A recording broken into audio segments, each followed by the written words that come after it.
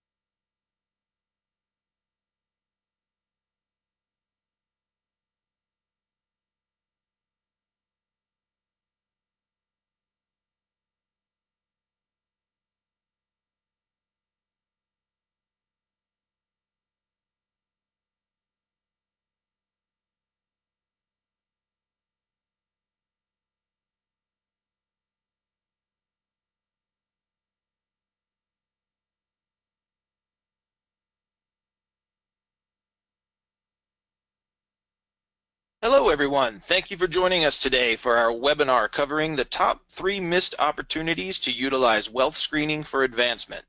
Our presenters today will be Sandy Renardi, Account Executive for Higher Education at Heller Consulting, and JB Rausch, Vice President of Strategic Alliances at WealthEngine. If you have any questions during this session, please put them in the question section of the GoToWebinar panel, and we will answer them at the Q&A after the presentation. We will be recording this session, and we'll email a link to the recording and slides afterwards. Sandy, why don't you tell us a little about yourself and Heller Consulting? Great, thank you.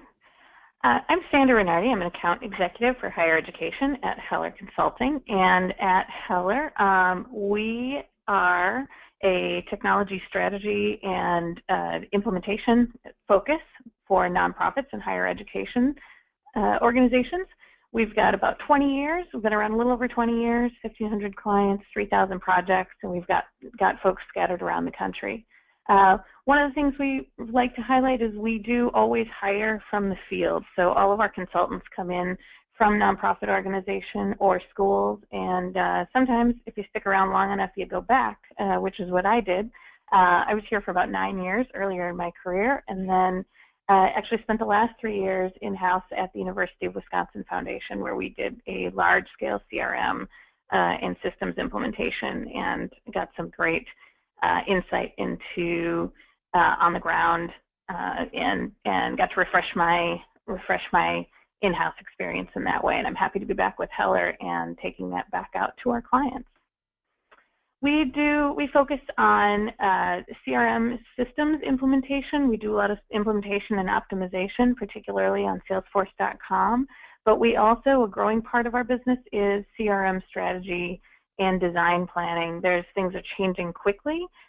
Technologies are becoming a little bit more agilely adopted, swapped in and taken out, which means it's really important for schools to have an idea of where they want to go at any given time and what their key priorities and have their approach and strategy defined. So we do a lot of work in that area also to help define the vision and the overall priorities, and then evolve along with our clients as they grow and go through different stages.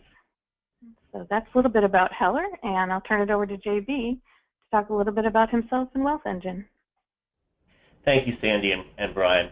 It's a pleasure to speak with you all today. So WealthEngine, as you probably know, has been at this a long time, 15 years plus, over 3,200 clients, about 754 schools using WealthEngine. That's K through 12 and higher education. And our topic today are going to be opportunities for screening and ways in which you can use that data most effectively. So I'm excited to be here. If you could advance my slides, Sandy, that would be awesome.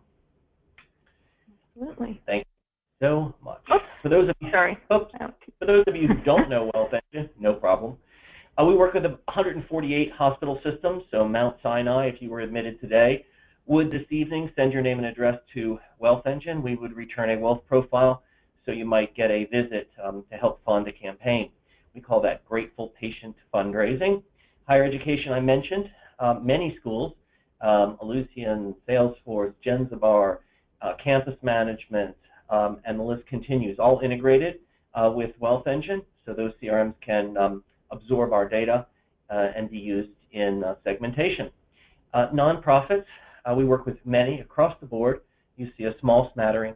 You may wonder why financial and luxury. It's interesting. Most of these folks sat on nonprofit boards like Goldman and Mellon, and they realized that our technology would be just as helpful in uncovering affluence to bring under management as affluence to raise money from. Then we do a lot of luxury work, Tiffany's, Cartier, Buccellati, and recently the Audi A3. If you've seen that cute little four-door sedan, we help them find the first mover, the 25 to 35 with 100 grand in income, their first expensive car. So if you could advance my slide, that'd be awesome. So that's a little bit about the customers we work with. So WealthEngine, what do we do? At the core, our data set. That's what you're essentially interacting with when you're using our UI, whether that be in our CRM or in a standalone environment. So we buy data, publicly available data from 65 different sources. Think of it as 240 million dossiers. What's unique about WealthEngine is we curate, normalize, and update our data set every quarter. Coverage about 90% of the U.S. over the age of 18. We update it every quarter so we can eliminate false positives. Some of our competitors, when you do a screening, it'll just go out to all the data sets and return whatever. What we do is we pre-compile, as I said, so we're going to throw out, if 90% of the time the return across the data sets is your home address, that's what we're going to run with. So we only base our ratings and scores, like propensity to give, gift capacity, and net worth, off of the highest quality of match. So our data should be the most accurate in the industry. It's a national in reach, so U.S., we are not Canada, Mexico, and we recently turned our UK data set down as a result of some challenges and regulatory challenges in the UK, having nothing to do with WealthEngine. Next slide. Awesome. So this is a little bit about WealthEngine, and then we're going to get into the meat of the matter. So at the bottom here in gray, you see our profiles and scores. Those are based on the 65 sources that we talked about. Then we have APIs, and you can surface our data directly in the WealthEngine platform so that you can search an individual by name and address, or you can do a screening, perform a data service with WealthEngine, or you can develop a prospect list for folks that you don't know. So if you're trying to find season ticket holders for the football at the school, university, etc., we can help with that. And then we have an analytics engine that can help you find more customers, customers, or in the case of alumni, more alumni just like my best. So if these 75 or 100 are my best, and I wish I could have more, you could push another list up against that, say another 100,000 alums, and we'll help you find ones that are just like a 90% match to the criteria that our data set returned on the 75 that are our best. We also do some modeling and analytics, custom projects, and we integrate with 33 different CRMs, Salesforce being one of those. Sandy. All right. So I'm going to get in. I'd like to hear a little bit about you all in a moment, but I also just want to give a little background on this webinar and how it came together. You know, WealthEngine is a partner of ours that we work with, as we do with several technologies, and I really enjoy working with our partners to talk about the combination between what their services and products are that they can bring to our clients and how we see those things playing out and optimizing their use in-house and all the day-to-day operations and making strategic use of things. So with that bit about us, I also want to start here with a poll just to hear a little bit about who all is attending the webinar. And so we would just love to have you answer here this poll about what is your primary responsibility. I'm sure many of you wear several hats, but if you can go ahead and let us know a little bit about where you sit in your offices, and that would be great.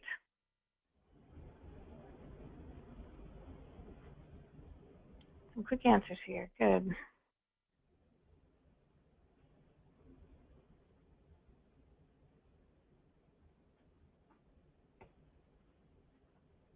Just another few seconds.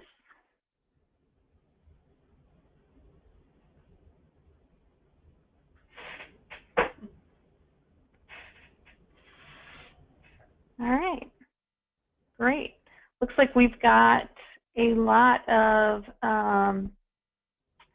mostly prospect research. We've got a little bit of constituent and gift processing in the house, and then a bunch of fundraisers for us here. That's great.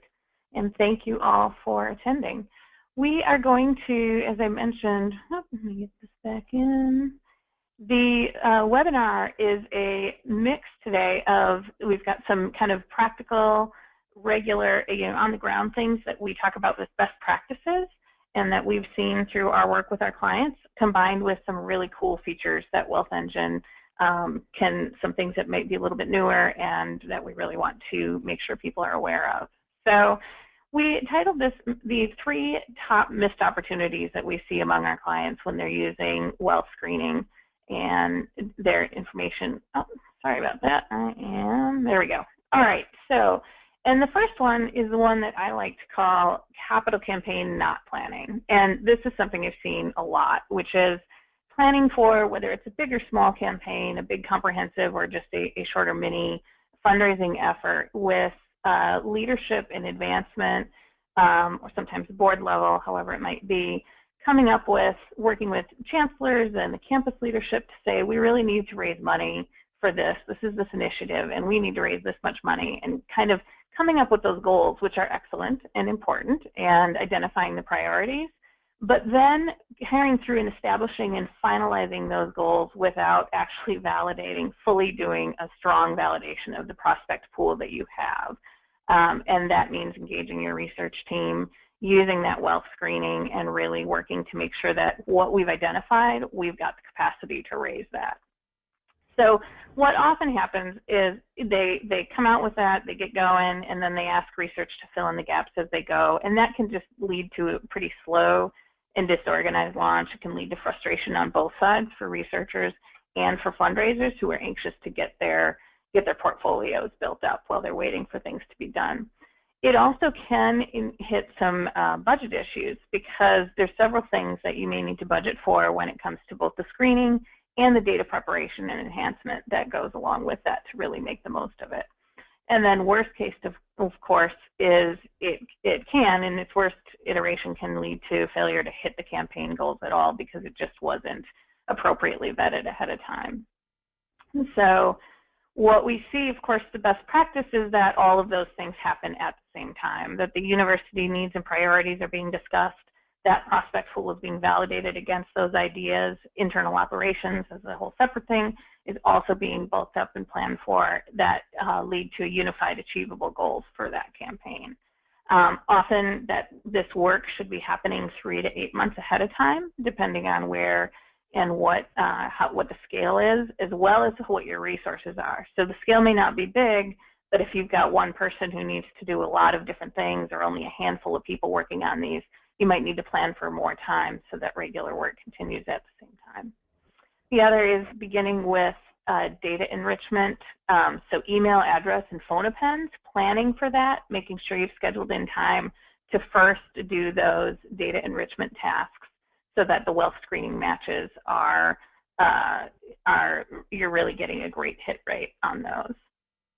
And analyzing your combined data, so in-house data with the WealthEngine data, data points that really combine to give you solid targets and make your projections as accurate as possible. And we're going to talk about that a little bit more down the line. And so basically the resulting data, when you do the appropriate type of planning, should inform your goals, your prospect pyramid, and your resource requirements, so you know what kind of budget info you need to have for data projects throughout the campaign. That one is fairly straightforward. Our next one gets a little bit more info in here in terms of underusing. So the missed opportunity number 2 is basically underusing wealth screen data. So either right off the bat, if you're not already using some kind of service to do this screening, that's underutilizing number 1. But often people who are using or have some data, it might be outdated or wherever it is, there's some opportunities beyond the traditional domain of prospects research or gift processors gift officers looking at donor profiles as they're working with donors. There's a lot more that you can get out of your investment in wealth screening. And the first one is in annual giving programs. So I don't think enough people leverage this data when they're planning out their annual giving programs. And where this can be really useful, I think, often is in dividing up your annual giving direct marketing programs into, at minimum, these are two very highest level simplistic. You could get a lot more detailed in the segmentation of this. But on the left here are your past donors. So if you've got past donors, you could be combining your consistent giving. What are the patterns that people have been giving to in the past, along with, and their past gift sizes, along with their capacity and giving interests from WealthEngine, to build out segments that really align with the different priorities that you're looking for. So aligning your giving interests, targeting people for different content in your direct marketing, as well as establishing ask ladders that really help you maximize what you're asking people for. So this is one area that I think often gets underutilized.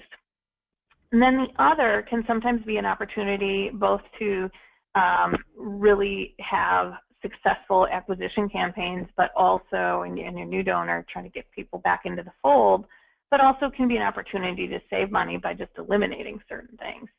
So if you take a look, you've got a pool of non-donors in your core system, and you've got from your propensity to give score from WealthEngine, as well as donors' capacity and their giving interests. These things might, especially during a campaign, if you've got specific priorities that you're attempting to raise money for, you can take a look at those combinations of things, see which of these non-donors are most likely to actually start giving now if they haven't before, and then maybe eliminate some of those other segments. Take people that don't score highly in these areas and say, we're going to not worry about them right now. We're going to do really great campaigns on these ones because we think they're already better prospects for us to focus on. So these kinds of things, bringing that into the fold for annual giving, taking the action, testing it, analyzing those results, and repeating along with your WealthEngine data is, I think, a really great way to get more out of it than standard major gift use cases. So those are the kind of back office things, and I'm going to have JB is going to talk a bit about two other opportunities with using the WealthEngine tools. Thanks, Sandy. And I was head of development at the Urban Land Institute. While not an educational institution in and of itself, did a lot of work with developers and fundraising. So I echo her thoughts that planning to succeed up front is so critical, understanding the capacity of the file, retaining a consultant, budgeting effectively, having an informed and a thoughtful approach with consensus among the various groups internally before you launch the campaign so that you can indeed be successful in raising what it is you've targeted. WealthEngine, what a lot of folks will do is not screen enough records to try to save a little money, or not screen often enough because they want to save a little bit of money. And what I'm finding now is schools, recently Georgetown University, for example, is shifting campus-wide onto the Salesforce platform. They're screening twice a year, the entire file. And they do that because they want to uncover change over time in that file. And the incremental cost associated with that screening is going to most certainly be outweighed by the cost. Now, what is WealthEngine up to? What's new? Well, we have done a lot with our gift capacity, just to make you all aware. And so we're going to continue to do that, as well as refining the charitable giving information and the affinity that we have in our system. So today, when you go in, if any of you are WealthEngine users, please take a deep dive and check into the charitable giving pieces. You'll see the enhancements as well as an affinity score. In other words, like, what are people giving to? They're giving to education or arts and leisure or culture. You can begin to kind of get a pattern, see patterns there. So we've added that to our data set of late. Now, this slide addresses our API. So we've recently launched a new API. So at any point in the stewardship process, you can hit the WealthEngine API and return all of our basic ratings and scores. So what do I mean? Well, on your website, if you have a newsletter that people can sign up for or events that they're having, they put in their name and address, and you can hit the WealthEngine API in real time and return the ratings and scores as people sign up for an event or as they make a donation. We even have some platforms now that are beginning to integrate to the API to return a two-part donation form.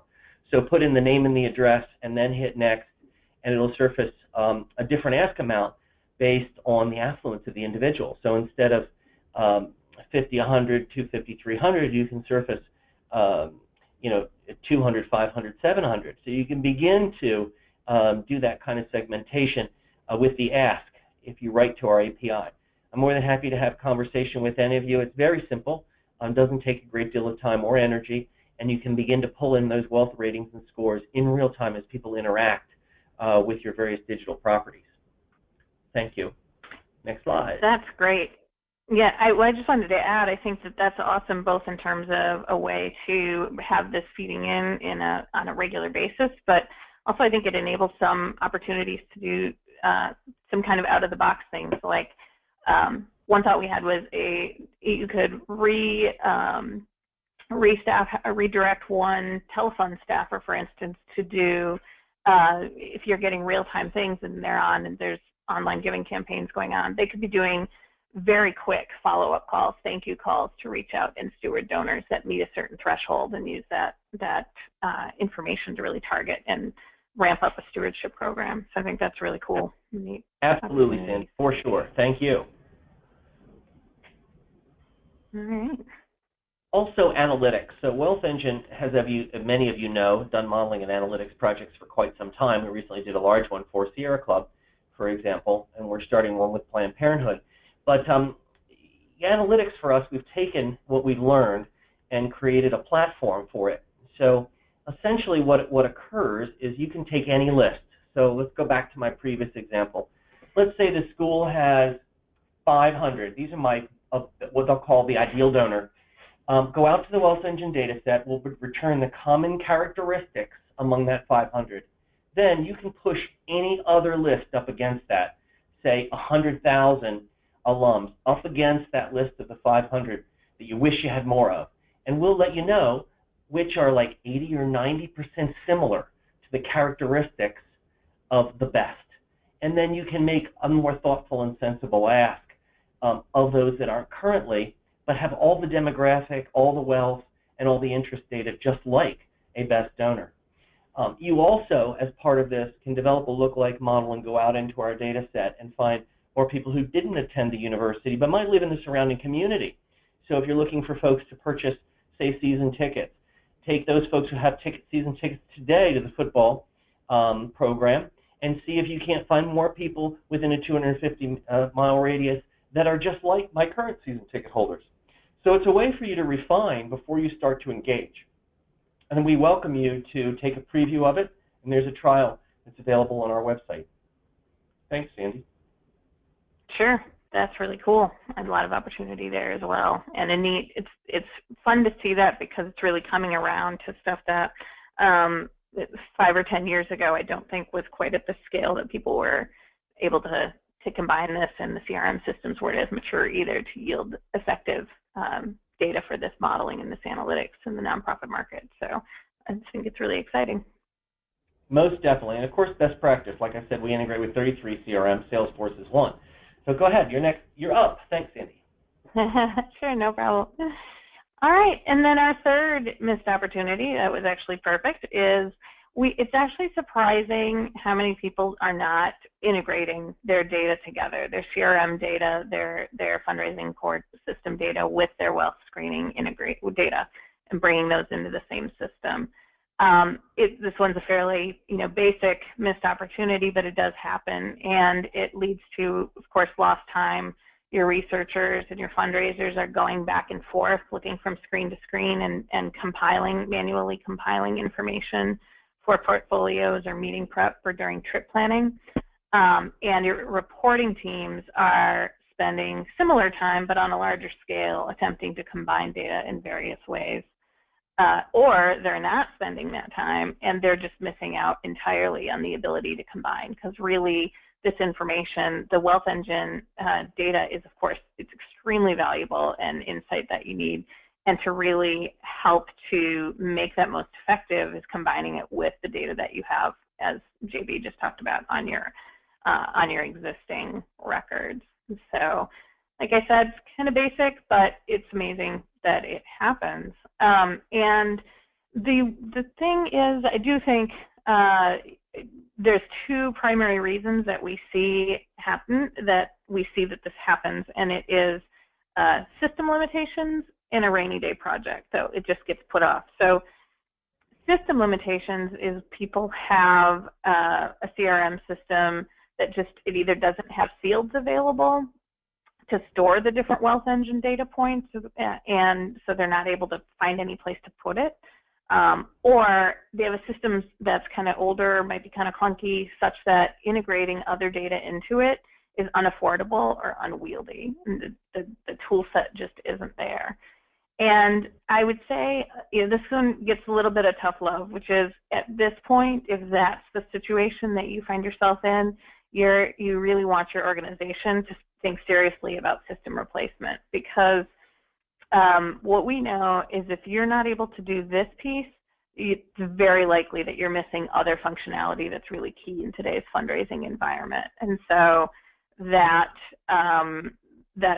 going to be very important to start thinking about which direction you want to go next. The other is also things do change fast, so I'd recommend confirming. So both between system capabilities sometimes change, availability of off-the-shelf integrations, stuff like that, changes, as well as we know staff turnover sometimes changes. So sometimes I've seen plenty of places where there is kind of one person who has been the guard of the old system and has customized it, and maybe saying like, nope, we can't do it. And every once in a while, especially if there is staff turnover, it's a good time to just confirm, like, is that really the case, or were there other things in the past that we couldn't do it in the past that may have changed now? And then the other is the rainy day project. So every organization has projects that never get prioritized, and integrations can certainly fall into that category a lot.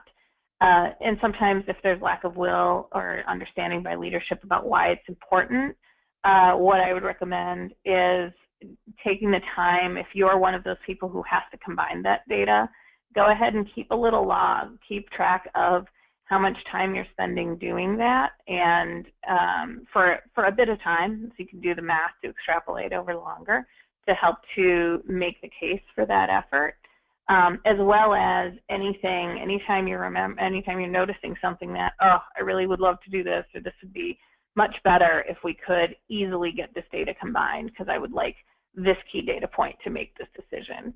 And that's a matter of just your own personal, getting over your own personal rainy day project stuff, and just kind of making a commitment, keeping a notebook specifically for this or something around so you remember to sort of track it and can help to build that case for going forward, and then budget accordingly for a future cycle. So, yeah, Sandy, go ahead. Yeah. If I could jump in, and guys and gals, this all starts with you, actually. If you look at the integrations of 33 that WealthEngine has, it's because the customers demanded it of the CRM players. So you see a small smattering here. So these folks have integrated with WealthEngine. So if you're on Millennium, for example, they have written to our API. And so similarly, Genzabar or Campus Management have all written to our API, as has Ellucian. And generally what they do is they have 52 fields that are predefined to accept the WealthEngine data for a screening, so that it's very easy to push our data into those systems. The same is true with Salesforce. And then also you can see in preview our core ratings and scores right on the contact record in most of these CRMs. And most also have a single sign-on to WealthEngine, so I can be in a contact record on Salesforce and jet out to WealthEngine to see the full profile. So when Sandy says, get that data in the CRM, I'm going to challenge each of you to push back on your CRM. If you don't have an integration with WealthEngine, ask them to build one. That's how these all got built in the first place. But the ones I've named, we have integrations. We're working to try to get one in place with Genzabar. So very eager for your help here, because it does take a community ultimately to build these integrations, because the CRM plays, they focus on where the customers want them to go. So thank you, Sandy. I appreciate this slide as well. Absolutely. And that, we're moving along fairly quickly here. That wraps up most of our pre-prepared content. So we'd love to open it up here for questions and see what things are on people's minds. And Okay, also, Sandy, please share best practices too. If you have thoughts for the group today, we'd love to share those too, please. So we've got a couple questions that have come in here. A first one here is, we've done an initial wealth screening on our alumni, and we're struggling to come up with the range of prospects we think we need. What can we do to get through this? Very good question. I think, one of the things is, if you're specifically focused on alumni, sometimes I've heard people push back a little against the idea of going broader into some of the other populations that are the non-alumni populations, because of not wanting to bring them into the system or various things. But I think I've seen some people have real success with doing a screening on your ticket buyers for performance, your art spaces, or your sporting events, some of the non-alumni populations, and screening those and doing the analysis before bringing them into your system. So you don't need to clog up everything with everybody out there, but to do that and then bring in only the top qualified ones. That's one of my thoughts. The other is, JB, I've heard you talk before about the kind of something that can be kind of missing in plain sight, the unmatched pools. Can you talk a little bit about the matching process and unmatched records? Sure. Thanks, Sandy. The other thing, for whoever it is who asked the question, I would recommend that you give thought to retaining Heller to help you work through some of those challenges. But when you do get your wealth screening back, you can always come back to us, and we will help you understand the results and help you prioritize. If it's in the CRM, of course, you can use the native reporting tools to help you segment.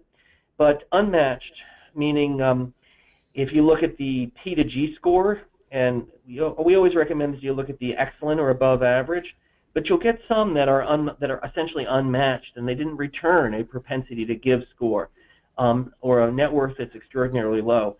You'll find that in here are really super uber wealthy folks who are hiding their assets in trust, often have foundations. So you'll have to do some additional digging. This is where your prospect researchers can really be so very helpful in completing the Wealth Engine profile. So in many cases, I like to say our data is directionally accurate, and we can help you uncover and find and help you segment and help you make an ask. But ultimately, that prospect researcher plays a vital role. And those unmatched, usually you've got a fair number, a smattering in there of the uber affluent that you're going to have to do some digging to uncover more about. Exactly. Okay, great answer. And that was a great question. Here's another one that just came in here. Is about integrations, and does Wealth Engine have an integration with EverTrue? We don't today. I would like to. So I kind of take some of that back, because actually I saw their CEO out in California several weeks back. They're in the midst of one, actually. So thank you. I have to connect back with Dan and his team to get a status on that. So who was that sent me that? If you could, do you have the name there, Brian, so I can circle back afterward? Because you've helped me here. You've helped remind me of something I need to do. Yes, I'll send that over to you. Thank you. So yes, it's in the process, but we haven't vetted it yet. So once somebody builds an integration, Wealth Engine does an acceptance test, which is, I think, the next step with EverTrue. We do that so that you're not the guinea pig, so that we do a robust testing of the integration first. So thanks. Great. Here's another good question that came in. They say, we don't have enough time to adequately make use of full data screening. How do other organizations decide what to focus on? Yeah, I think in some ways, and this may be sort of basic, but sometimes that is the case, is just dividing it up and scheduling. I know at Wisconsin we implemented a quarterly, which often ended up to be a 3 times a year portfolio management meetings with each of our development officers. and that we did those that way on a rolling basis, and we made sure that they were aware of what their schedule, when theirs was coming up. It was a lot of communication. The change management, or kind of the overall expectation setting, was really important. But what we did it that way, and then also scaled down. So we only did the screenings on segments that we were preparing for that next round. So we did it 3 to 4 times a year, depending on how schedules kind of worked out. But I think the easiest thing to do is just to kind of chunk it up and spread it out over time. And the other, I think that the analytics, the modeling that JB talked about earlier in terms of helping to surface other other good prospects that match what you've had in the past, also helps to just make the most out of when you're doing it, so you can surface more better results with a smaller screening. Absolutely. I can't echoing your thoughts there, Sandy. The other thing is, with WealthEngine, you don't need to necessarily contract for a single screening and a one-time event. We'll grant you a bank of screening calls, and you can essentially do those over time. We'll structure a 2 to 3 year plan, like we did at Georgetown, and then they're going to do it semi-annually. But you could do it, at any point based on whatever it is you've got going on from a campaign perspective. So it doesn't have to be a one-time event.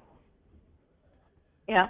I think the other thing is building in also the schedule, and this is something we were working on, was also building in that schedule even ahead of time. So if you're going to do these at whichever schedule you are, to do those email appends and address appends before in line as well. So kind of backing out the schedule far enough so that data is ready to go. You're getting the most of your screening, and then you move on to the next cycle. So, great. Yeah, and there are services out there, like we have one, We Locate, where we'll help you find folks if you don't have them. So WealthEngine can find people on email and a phone number if you are missing an address as well. So there are locator services in addition to ours, but I would recommend that you most definitely cleanse and update. Obviously, we all know that's a challenge. Never ending. Exactly. All right. Okay, we have another question here. It's a little more on the technical side.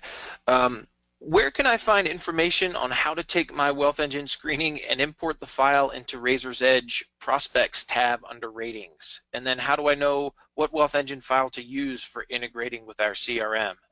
Is that something that we can talk about and solve here on the webinar today? Absolutely. So we do this all the time with Razor's Edge. There are 19 fields defined to accept our data, and it's trending down as more folks move off Razor's Edge, but today around 32% of our customers are on RE. So our customer support team can most definitely assist you. So Brian, if you could take whomever that is that asked the question and send it to me, I will circle back and make sure you get in touch with one of our specialists who can help you do just that. But we will need to help hold your hand, because you've got to define some fields to accept the data in RE. Obviously, Blackbot and WealthEngine are foe, not friend. I wish it was the opposite. But the reality is that we'll have to help you define those 19 fields, and then we'll help you define which fields, which data you want to push in. So it's a somewhat manual process. Welcome to the world of Blackbot, but we look forward to helping you. Sounds great. We'll definitely get that all connected up for everyone. Another question. Oh, go ahead. And may I make a forward-looking statement? Sorry, I'm going to make a forward-looking statement, Brian. So for those of you who may know Omatic builds plugins for Razor's Edge, and Omatic is in the process, and we're going to announce next week at one of the big conferences, we're going to make an announcement with Omatic for a WealthEngine plugin for RE. And so you'll be able to push data directly into Razor's Edge on-prem, NXT, and hosted environments early August, and it'll be a very seamless process. For those folks who had a question, come back to me and I can have our team help you with a basic import like I discussed, or you can hang out and wait for the Omatic, the Import-O-Matic for WealthEngine, which, like I said, is going to be announced next week. Right. And Omatic does great, excellent work with their tools with Razor's Edge. We've had some experience with them as well. Yeah, they build connectors all the time, so this is very, very, very easy in terms of them, and it's all approved and vetted by Blackbot. We're in that approval process right now. Great, that sounds wonderful. Here's another question. Do you have any resources or case studies or anything to help make the case to decision makers and accountants for teams that want to be able to use WealthEngine? Most definitely. So we have a rich bevy of case studies on our website. I can connect you with other schools that use WealthEngine so that you can understand how they're doing it, and also kind of brainstorm with them how they got approval to move forward. So please circle back with me. Provide that, Brian, provide that individual with my contact information so I can help them justify. Most definitely. Absolutely.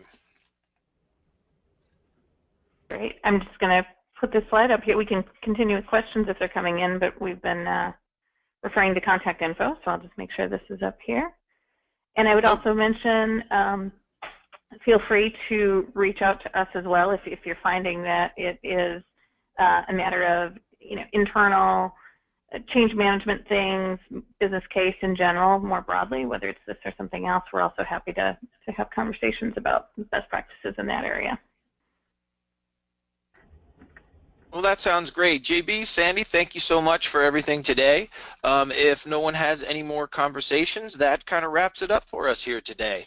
Like I said earlier, we will be sending out the recording and the slides and a transcript of this webinar today. So if you have any questions after watching it later with your family and friends around the campfire, please give us a call, contact us, and we'll be happy to talk with you.